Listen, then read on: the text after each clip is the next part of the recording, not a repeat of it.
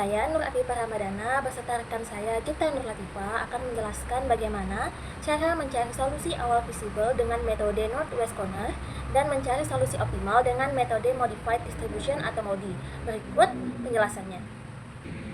Baik, diberikan suatu permasalahan, sebuah perusahaan logistik bertugas mendistribusikan paket sembako dari 3 gudang penyimpanan yang terletak di 3 kota berbeda ke 3 pusat distribusi yang melayani berbagai wilayah pemasaran. Gudang penyimpanan 1, 2, dan 3 memiliki kapasitas maksimal masing-masing sebanyak 120 paket, 80 paket, dan 80 paket. Setiap pusat distribusi memiliki kebutuhan tertentu yang harus dipenuhi. Pusat distribusi 1, 2, 3 memiliki permintaan masing-masing 150 paket, 70 paket, dan 60 paket. Ongkos pengangkutan yaitu dalam ribuan rupiah dari masing-masing gudang penyimpanan ke pusat distribusi adalah sebagai berikut. Dari gudang 1 ke pusat distribusi 1, 2, 3 masing-masing sebesar 8, 5, dan 6. Kemudian dari gudang 2 ke pusat distribusi 1, 2, 3 masing-masing sebesar 15, 10, dan 12. Dari gudang 3 ke pusat distribusi 1, 2, 3 masing-masing sebesar 3, 9, dan 10.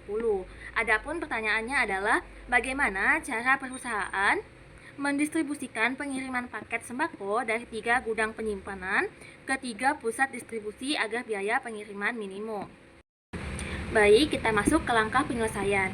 Pada tabel akan kita isi dengan masalah yang telah kita ketahui sebelumnya, yaitu dari gudang 1 ke pusat distribusi 1, 2, 3 masing-masing sebesar 8, 5, dan 6. Maka pada tabel dapat kita isi pada gudang 1 ke pusat distribusi 1, 2, 3 berturut-turut 8, 5, dan 6. Kemudian dari gudang 2 ke pusat distribusi 1, 2, 3 masing-masing sebesar 15, 10, dan 12.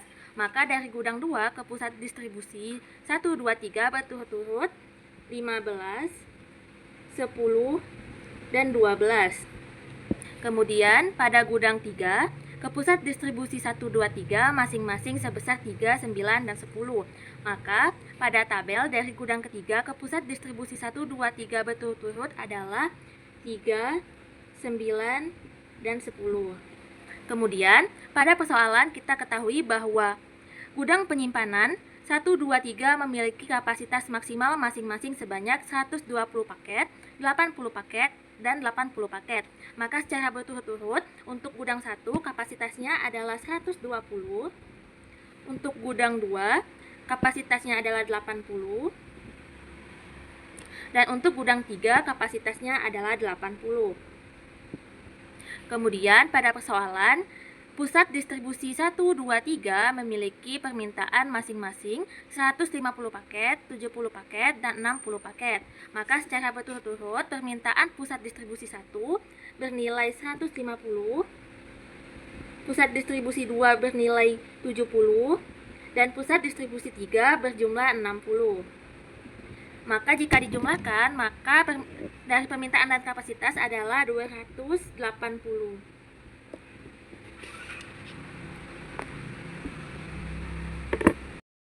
Selanjutnya, kita akan menentukan solusi awal visible dengan metode NW Corner. Akan dicari biaya pengiriman minimum menggunakan metode NW Corner. Tabel ini adalah tabel yang telah disesuaikan dengan tabel sebelumnya yang telah kita buat, yaitu pada gudang 1 pusat distribusi 1 ongkos pengirimannya adalah 8, pada gudang 1 pusat distribusi 2 ongkos pengirimannya ada 5, gudang 1 pusat distribusi 3 ongkos pengirimannya ada 6, dan seterusnya, dengan kapasitas berturut-turut 120, 80, dan 80, dan permintaan berturut-turut 150, 70, dan 60 dengan total 280. Selanjutnya kita akan mengisi tabel ini dengan metode NW Corner. NW Corner sendiri artinya kita akan mengisi tabel dari pojok kiri atas terlebih dahulu. Cara mengisinya adalah sebagai berikut.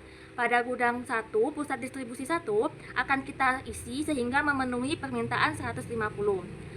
Kita akan alokasikan sebanyak mungkin dari kapasitas, maka akan kita tuliskan 120 di sini.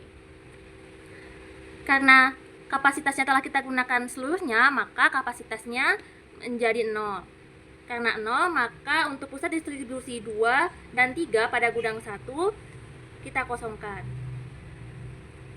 Selanjutnya, karena telah kita isi pusat distribusi 1 pada gudang 1 adalah sebesar 120, sedangkan permintaannya adalah 150, maka permintaannya dikurang dengan kapasitasnya sehingga bersisa 30. Kita lanjutkan pada gudang 2 pusat distribusi 1. Karena sisanya adalah 30 sedangkan kapasitasnya adalah 80, maka kita gunakan sesuai permintaan sehingga nilainya adalah 30. Dan untuk kapasitasnya sisanya adalah 80 dikurang 30 adalah 50. Karena permintaan pada pusat distribusi 1 telah terpenuhi, maka untuk gudang 3 pusat distribusi 1 dapat kita kosongkan. Selanjutnya kita akan mengisi gudang 2 pusat distribusi 2. Karena kapasitasnya tinggal 50 dan kita akan memenuhi permintaan 70, kita alokasikan sebanyak mungkin dari kapasitas, maka akan kita isi 50. Sehingga kapasitas gudang kedua telah habis. Kemudian karena pada gudang 2 kapasitasnya telah selesai, maka untuk pusat distribusi 3 bisa kita kosongkan. Selanjutnya adalah kita akan mengisi pada gudang 3 pusat distribusi 2. Karena permintaannya adalah 70 dan kita telah memenuhi sebanyak 50, maka sisanya adalah 20.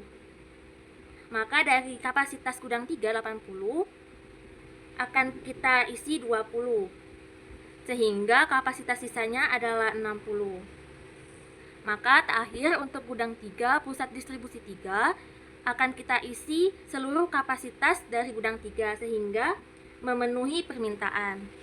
Diperolehlah bentuk tabelnya. Selanjutnya kita akan menghitung biaya transportasinya, yaitu kita lihat kapasitas dari gudang 1 ke pusat distribusi 1 adalah bernilai 120 dengan ongkos 8. Maka kita ibaratkan dengan X11 sama dengan 120 dikali dengan ongkos pengirimannya adalah 8 dikalikan 120 dikali 8 sama dengan 960.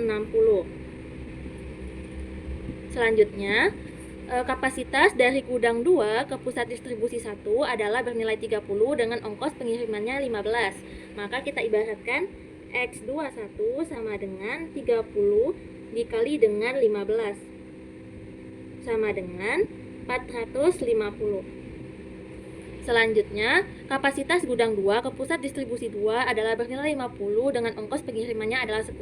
Maka kita ibaratkan X22 sama dengan 50 dikali 10 sama dengan 500. Selanjutnya adalah kapasitas gudang 3 ke pusat distribusi 2 adalah bernilai 20 dengan ongkos pengiriman 9.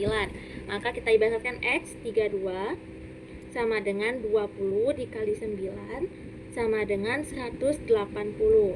Selanjutnya yang terakhir adalah kapasitas dari gudang 3 ke pusat distribusi 3 adalah bernilai 60 dengan ongkos pengiriman 10. Maka X33 sama dengan 60 dikali 10 sama dengan 600. Dapat kita jumlahkan sehingga dari 960 ditambah 450 ditambah 500 ditambah 180 ditambah 600 akan berjumlah 2690. Ingat bahwa ini adalah dalam ribuan, sehingga jika ibaratkannya adalah nilai asli, biaya pengiriman minimum menggunakan metode NW Corner adalah sebesar 2.690.000. Selanjutnya, saya akan mencari solusi optimal dengan menggunakan metode Modified Distribution atau MODI, yaitu sebagai berikut. Berdasarkan solusi awal NW Corner akan ditentukan nilai untuk bars I atau UI dan kolom J, VJ pada setiap variabel basis. Variabel basis di sini dapat kita ketahui yaitu adalah X11, X21, X22, X32, dan X33. Maka dapat kita tuliskan sebagai berikut. X11, X21, X22, X32, dan X33. Untuk menentukan nilai bars I dan kolom J akan kita misalkan atau kita mulai dengan ibaratkan U1 sama dengan 0. Maka untuk X11 maka untuk menghitung nilai adalah dengan rumus C11 sama dengan U1 ditambah V1. Di sini kita ketahui bahwa C11 atau ongkosnya adalah 8. Maka 8 sama dengan U1-nya adalah 0 ditambah V1. Maka V1 sama dengan 8. Selanjutnya untuk X21, maka C21 sama dengan U2 ditambah V1. Maka di sini ongkos untuk C21 adalah 15. Dan di sini kita ketahui bahwa V1 adalah bernilai 8. Maka U2 ditambah 8 menghasilkan U2 sama dengan 7. Selanjutnya untuk U22, maka C22 sama dengan U2 ditambah V2. Di sini ongkos untuk C22 adalah 15. Untuk ongkosnya adalah 10. Maka 10 sama dengan U2 adalah 7 ditambah V2. Maka V2 sama dengan 3. Selanjutnya adalah U32. Maka C32 sama dengan U3 ditambah V2. Untuk ongkos C32 adalah 9. Maka 9 sama dengan U3 ditambah V2 bernilai 3. Maka U3 sama dengan 6. Dan terakhir untuk U33 adalah C33 sama dengan U3 ditambah V3. Untuk ongkosnya adalah 10. Kita ketahui bahwa U3 adalah 6 ditambah V3, sehingga V3 sama dengan 4. Baik, selanjutnya adalah akan dihitung biaya relatif CIJ untuk setiap variabel non-basis.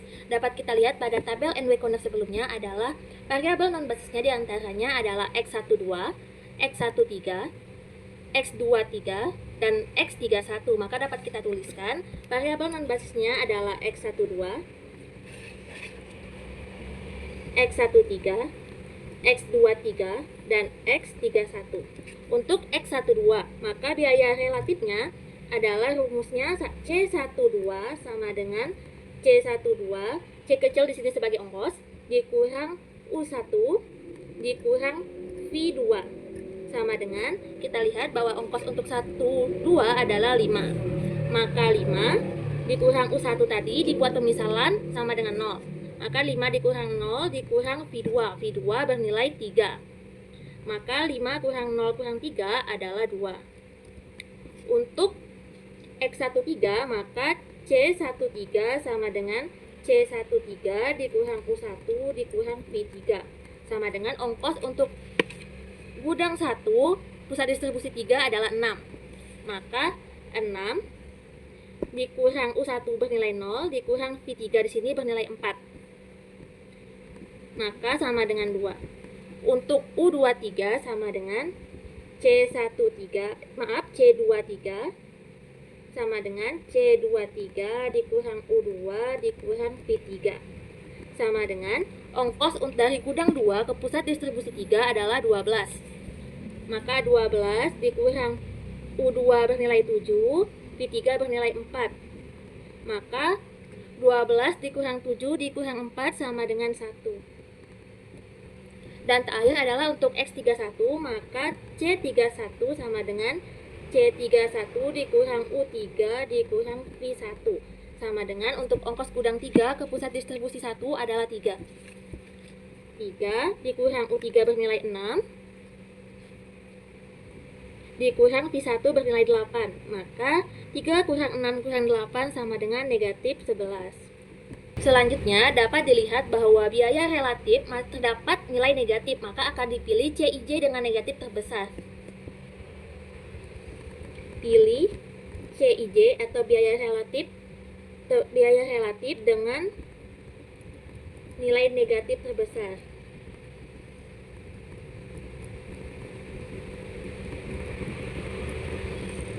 Yaitu C31 yang bernilai negatif 11. Maka dapat kita peroleh entering variabelnya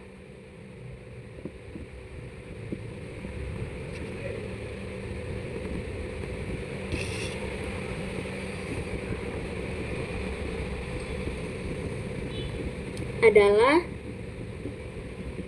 X31. Selanjutnya adalah akan dialokasikan sebanyak-banyaknya pada X31. Ingat bahwa rumus Xij sama dengan min dalam kurung awal Cij. Dengan Cij bertanda negatif pada jalur tertutupnya, maka akan kita cari jalur tertutupnya. Akan kita isi tabel sesuai dengan tabel Enrico sebelumnya, maka dapat terisi 120 dengan ongkos 8, ini kosong, ongkos pengirimannya ada 5, 6, 15, 10, 12, 3, 9, dan 10 dengan nilainya 30, 50, kosong, 20, dan 60. Untuk kapasitasnya berturut-turut 120, 80, 80, dan permintaannya berturut-turut 150, 20, 60 dengan total 280. Di sini X31. Maka X31 terletak di sini. Maka kita akan cari jalur tertutupnya. Maka dapat kita peroleh jalur tertutupnya adalah sebagai berikut.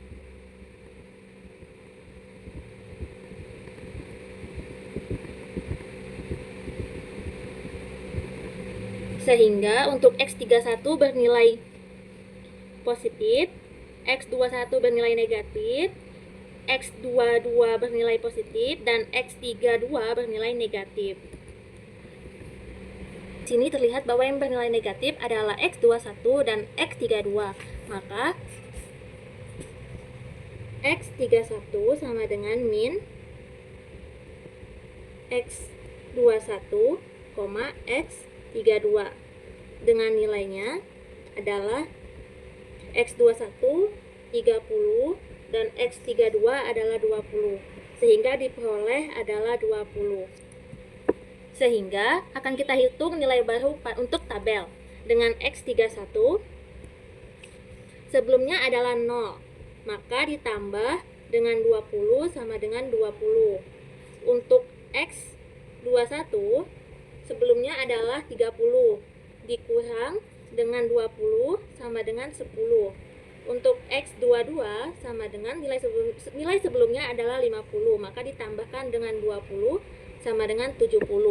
Dan untuk X32 nilai sebelumnya adalah 20, dikurang 20 sama dengan 0. Baik, selanjutnya akan kita isi nilai yang telah kita peroleh sebelumnya ke dalam tabel, yaitu seperti X21 menjadi 10, X22 menjadi 70, X31 menjadi 20, dan X32 menjadi 0. Dan untuk selebihnya akan diisi sama seperti tabel sebelumnya. Maka seperti X11 bernilai 120, dan untuk X33 bernilai 60. Dengan permintaan berturut-turut adalah 150, 70, dan 60. Dan kapasitas berturut-turut adalah 120, 80, dan 80. Dan dengan jumlah total adalah 280. Baik, mungkin hanya itu yang dapat saya sampaikan. Untuk penyelesaian hingga mendapatkan solusi optimal akan dilanjutkan oleh rekan saya. Baiklah, di sini saya akan melanjutkan penjelasan yang telah dijelaskan oleh rekan saya. Di sini terdapat tabel baru yang dimana kita akan perlu pengecekan apakah tabel ini telah optimal atau belum, dengan kita tentukan nilai untuk baris I atau UI dan kolom J atau VJ pada setiap variabel basis, yang dimana variabel basis itu merupakan angka yang telah terisi di dalam tabel seperti 120, 10, 20, 70, dan 60, yang dimana kita akan dimulainya dengan U1 sama dengan 0 diperoleh. Dan untuk yang pertama itu ada X11 atau X baris 1 kolom 1, yang dimana itu menghubungkan ke C11 sama dengan U1 ditambah V1 sama dengan sama dengan C1 satunya itu kita masukkan ke 8, lalu U1 nya tadi kita pemisahkan dengan 0 ditambah V1 sama dengan 8, V1 sama dengan 8. Lalu berikutnya untuk variabel basis X22 atau X21 atau C21 yang dimana itu U2 ditambah V1. U2 nya itu U2 tambah V1 sama dengan, untuk C21 nya itu merupakan 15. Lalu untuk U2 nya itu kita belum ketahui, berarti kita buat sini U2 ditambah V1 nya kita telah ketahui yaitu 8 ditambah 15. Lalu U2 sama dengan 15 dikurang 8 itu 7. Lalu untuk berikutnya dengan cara yang sama yaitu X22 yang dimana itu sama dengan atau C22 sama dengan U2 ditambah V2 sama dengan C22 nya itu ada 10.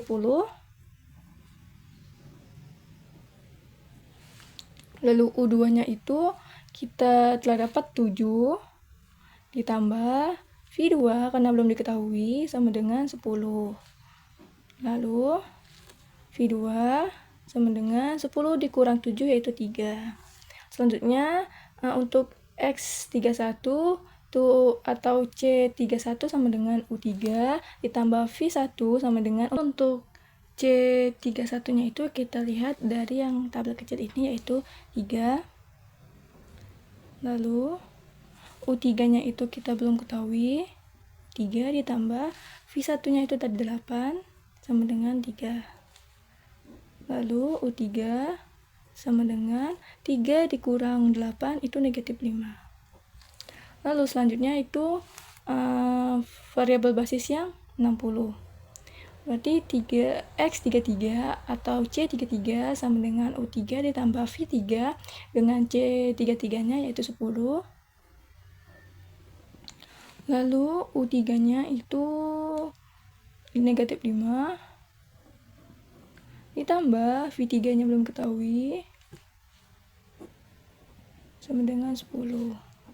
Lalu V3 sama dengan 10 ditambah 5 yaitu 15. Maka didapatkanlah nilai dari U1 sama dengan 0. Lalu terdapat juga nilai V1 sama dengan 8, U2 sama dengan 7, V2 sama dengan 3, U3 sama dengan negatif 5, dan V3 sama dengan 15.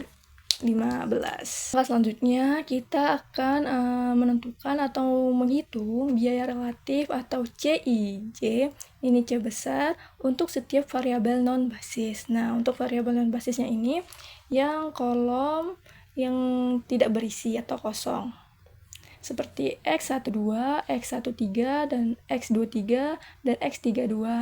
Langkahnya yaitu untuk X12 itu sama C12 sama dengan C kecil 12 dikurang U1 dikurang V2.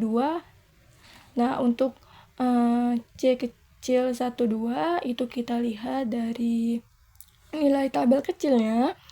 12 berarti ini 5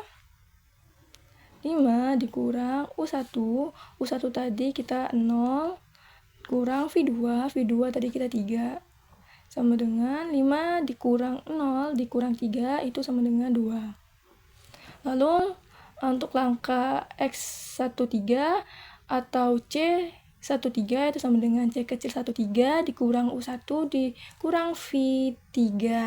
Untuk C kecil 13 nya itu 6 dikurang U1 nya itu tadi ada 0 dikurang V3 nya itu 15 sama dengan negatif 9. Dan untuk X23 atau C23 sama dengan C kecil 23 dikurang U2 dikurang V3.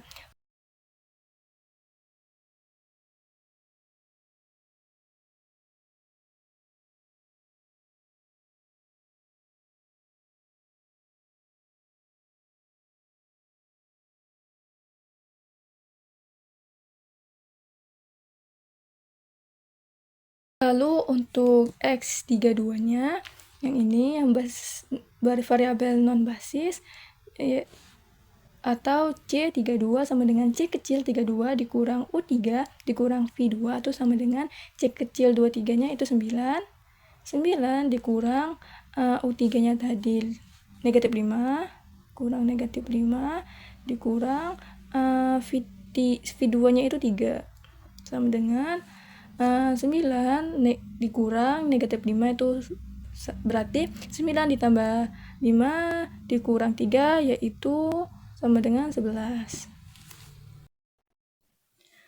Maka didapatkanlah biaya relatif dari CIJ untuk setiap variabel non-basis, yaitu ada C12 itu 2, C13 itu negatif 9, C23 itu negatif 10, dan C32 yaitu 11. Dan di dalam biaya relatif ini masih terdapat menghasilkan nilai negatif, maka solusi belum optimal.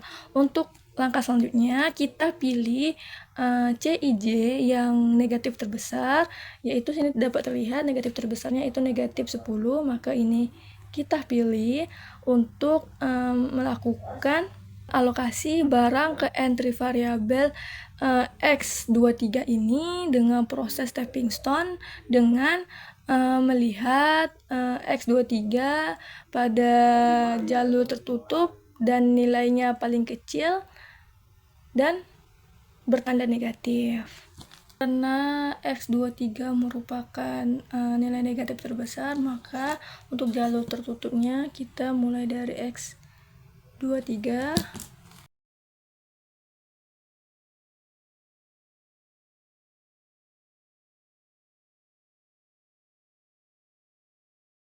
Maka didapatkanlah jalur tertutupnya sedemikian rupa, ini plus, ini negatif, ini plus, dan ini negatif. Dan terdapat nilai bertanda negatif, yaitu nilainya ada 10 dan 60. Kita pilih yang paling terkecil, yaitu ini ada 10. Maka kita perlu pengurangan pada 60 ini, berarti 60 dikurang 10 itu menghasilkan 50. Lalu 10 ini kita tambahkan ke sisi yang bertanda positif. Setelah dilakukannya proses stepping stone pada jalur tertutup ini, maka didapatkanlah untuk nilai variabel basisnya, yaitu ada 0 untuk di X21 dan untuk X23 itu ada 10, untuk X31-nya itu ada 30, dan untuk X33-nya itu 50. Setelah dilakukannya entry variabel pada X23 tadi, sesuai dengan proses stepping stone, maka didapatkanlah tabel baru sedemikian rupa. Maka untuk tabel baru ini kita perlu mengecek apakah nilai-nilai yang di dalam tabel ini itu sudah optimal atau belum optimal dengan melakukan atau cara seperti sebelumnya, yang dimana kita perlu ditentukan nilai untuk variabel I atau UI dan kolom J atau VJ pada setiap variabel basis, yang dimana untuk pada tabel baru ini variabel basisnya itu ada X11, X22, X23, X31, dan X33.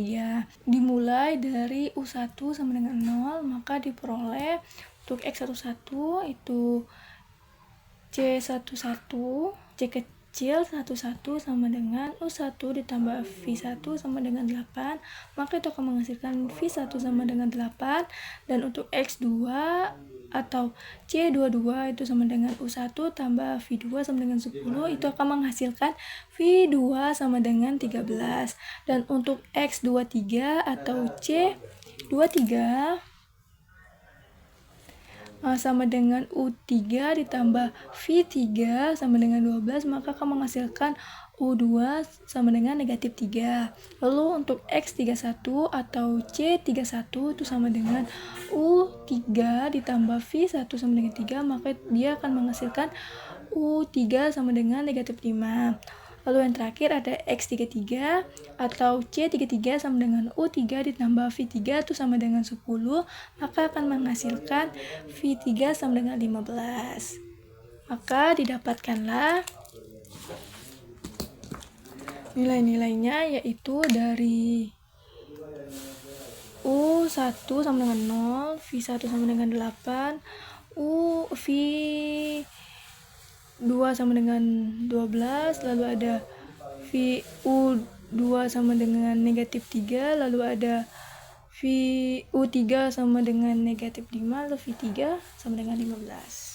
Nilai-nilai yang telah ditemukan tadi, maka kita perlu menghitung biaya relatif C besar IJ untuk setiap variabel non-basisnya. Jadi mana untuk variabel non-basisnya itu ada X12, X13, X21, dan X32.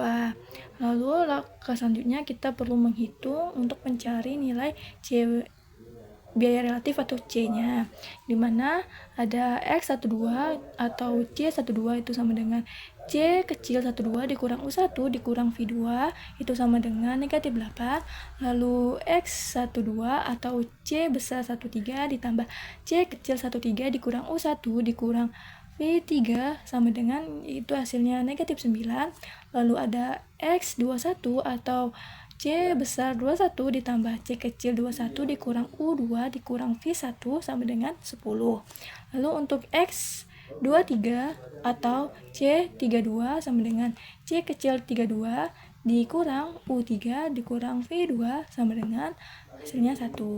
Maka didapatkanlah biaya relatif untuk C12, C13, C21, dan C32. Kalau dilihat pada biaya relatif ini masih terdapat nilai negatif, dan nilai negatifnya itu pada X12 dan X13, dan kita pilih mana negatif yang paling besar. Maka negatif paling besar yaitu negatif 9. Negatif 9 yaitu X13. Dengan X13 ini kita perlu entering variabel X113 ini ke proses stepping stone, yang dimana nanti kita akan menentukan nilai minimum dari jalur tertutup dan bertanda negatif. Berikut merupakan langkah stepping stone-nya, yang dimana yang bertanda negatif itu ada 120 dan 50, dan nilai yang paling kecil atau minimum dari jalur ini yaitu 50. Maka kita perlu pengurangan 50 ini kepada 50 dikurang 50 itu menghasilkan 0, lalu 120 dikurang 50 itu menghasilkan 70, lalu untuk yang bertanda positif itu kita perlu menambahkannya, yang dimana 0 ditambah 50 itu menghasilkan 50, dan 30 ditambah 50 itu menghasilkan 80. Baiklah, untuk berikutnya didapatkanlah tabel baru setelah dilakukannya stepping stone, yaitu demikian. Maka langkah selanjutnya kita akan membuktikan apakah tabel berikut ini itu sudah optimal atau belum optimal dengan cara yang sama dengan sebelumnya, yaitu akan ditentukannya nilai untuk baris I atau UI dan kolom J atau VJ pada setiap variabel basis, yang dimana untuk variabel basisnya sendiri yaitu ada X11, X13, X22, X23, dan X31. Yang pertama kita perlu dimulainya dari U1 sama dengan 0, maka diperoleh X11 itu sama dengan C11 sama dengan U1 ditambah V1 sama dengan 8, sehingga menghasilkan V1 sama dengan 8. Untuk X13 atau C13 sama dengan U1 ditambah V3 sama dengan 6, maka akan menghasilkan V3 sama dengan 6. Untuk X22 atau C22 sama dengan U1 ditambah V2 sama dengan 10, itu akan menghasilkan V2 sama dengan 4. Lalu untuk C23 X23 atau C23 sama dengan U2 ditambah V3 sama dengan 12, maka akan menghasilkan U2 sama dengan 6. Lalu yang terakhir ada X31 atau C31 sama dengan U3 ditambah V1 sama dengan 3, akan menghasilkan U3 sama dengan negatif 5. Maka didapatkanlah nilai-nilainya, yaitu ada U1 sama dengan 0, lalu V1 sama dengan 8, V3 sama dengan 6, V2 sama dengan 4, U2 sama dengan 6 dan U3 sama dengan negatif 5.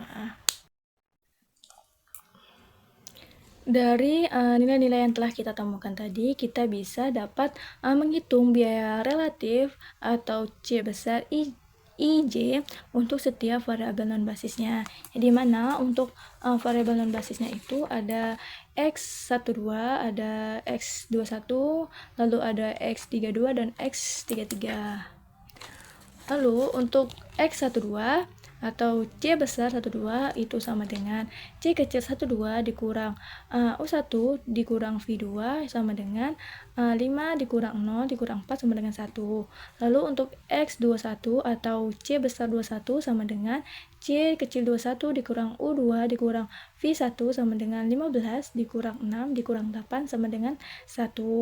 Lalu untuk X32 atau C besar 32 sama dengan C kecil 32 dikurang U3 dikurang V2 sama dengan 9 dikurang negatif 5 dikurang 4 sama dengan 10, dan X33 atau C besar 33 sama dengan C33 dikurang U3 C kecil 33 dikurang U3 dikurang V3 sama dengan 10 dikurang negatif 5 dikurang 13 sama dengan 2. Dapat dilihat untuk biaya relatif ini tidak ada yang bernilai negatif, maka dapat disimpulkan karena CIJ itu nilainya lebih besar atau sama dengan 0, maka solusi telah optimal. Dengan solusi X11-nya tadi kan ada 70, yaitu ini 70, lalu X13 itu ada 50, yang ini, lalu X22 itu 70, yang ini X22-nya, lalu X23-nya yaitu yang ini 10, lalu yang terakhir ada X31 sama dengan 80 tuh yang ini. Langkah selanjutnya kita akan mencari biaya transportasi.